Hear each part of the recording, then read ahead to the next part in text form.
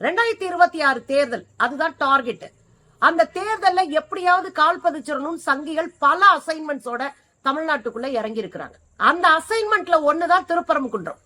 திருப்பரங்குன்றத்தை வைத்து ஒரு சட்ட ஒழுங்கு பாதிப்பை ஏற்படுத்தி மக்களை அச்சுறுத்தி பயமுறுத்தி ஒரு பதற்றத்தை உருவாக்கி அதன் மூலமாக ஒரு பொது எதிரியாக இஸ்லாமியர்களை கட்டமைத்து வாக்குகளை வாங்கி கால் பதித்து விடலாம் என்று நம்பிக்கிட்டு அசைன்மெண்டோட இறங்கி இருக்காங்க. ஆனா தமிழ்நாட்டினுடைய அரசியல் வேற.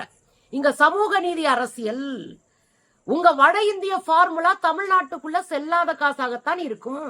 இங்க கேள்வி கேட்கிற ஒரு மக்களாக அரசியல் படுத்தப்பட்டு இருக்கிறவங்க நாங்க. எனவே உங்க அஜெண்டாவை தூக்கிட்டு வந்து இங்க போட்டு உடனே எல்லாத்தையும் சரி பண்ணிடலாம் அப்படின்னு நினைக்க முடியாது. இதுல RSS மோகன் பகவத் இந்த கும்பலுக்கு என்ன வேலை?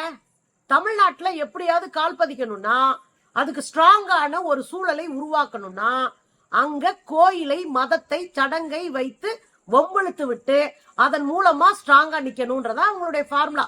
80களினுடைய தொடக்கத்துல 80-81 வாக்குல மண்டைக்காடு கலவரம் அப்படிதான் கன்னியாகுமரியில கால் பதிச்சானுங்க. மண்டைக்காடு கலவரத்தை எப்படி ஏற்படுத்தினாங்கன்னா கிறிஸ்தவர்களுக்கும் இந்துக்களுக்கும் சண்டையை மூட்டி விட்டு அந்த மக்களை அடிச்சுக்க வச்சு இந்து பாதுகாப்பு மாநாட்டை அங்க நடத்தி நாகர்கோயில்ல அதன் மூலமாக அங்க இருக்கிற இந்துக்களுக்கு நாங்கள் தான் பாதுகாப்பு என்ற பொய்யான உணர்வை உண்டாக்கி அங்க கால் பதிச்சுக்கிட்டாங்க. அதுக்கப்புறம் 90கள்ல இங்க கோவையில இஸ்லாமியர்கள் அதிகமாக வாழக்கூடிய பகுதியில அவங்க பொருளாதாரத்தை சிதைத்து காலி செய்து 2 தொழிலாளர்களுக்கு இடையிலான போராட்டத்தை ஒரு சண்டைய பெரிய கலவரமா மாத்தி இஸ்லாமியர்கள் சொத்துக்கள் முழுவதும் அழிக்கப்பட்டன, படுகொலை செய்யப்பட்டார்கள் இஸ்லாமியர்கள் என்பது வரலாறு.